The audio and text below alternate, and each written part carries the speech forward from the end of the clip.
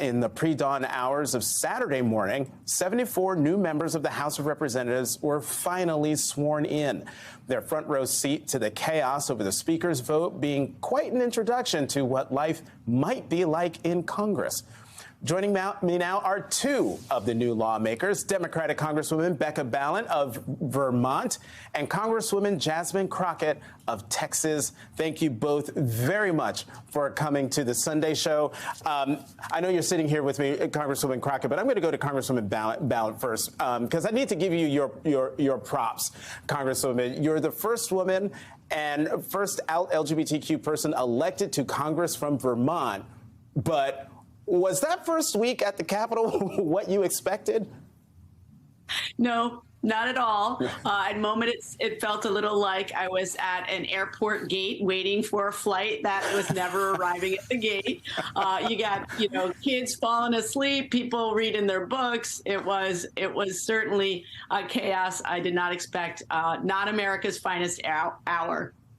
And you don't have those types of situations there in the Vermont legislature, had you, at all?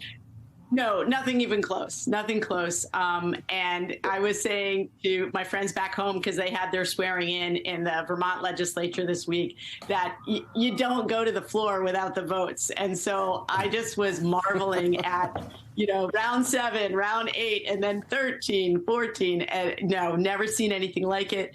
But, to that point, was talking to Steny Hoyer because he's been there 40 years. And I was like, Steny, what about you? He said, never seen anything like it. Never seen anything like it. So the other thing I was likening it to a friend is it was a little like a tag sale here. In New England, we have tag sales that the price keeps going lower and lower as it goes on. It's $1 at the beginning of the week. It's 10 cents by the end of the week.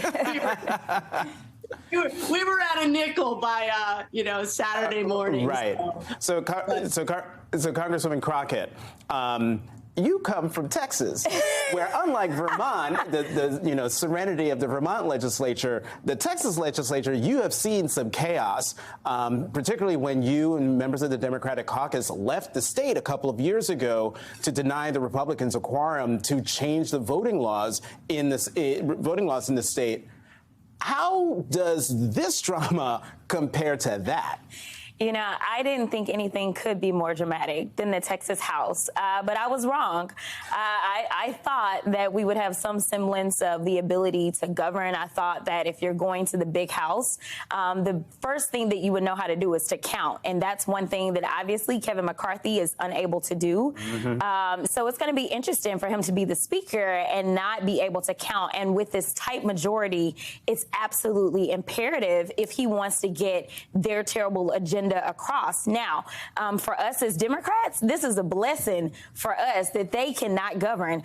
So all those things that we're afraid of as far as the American people having to endure, I don't see a lot of that harm being able to come to the people simply because their caucus is not together.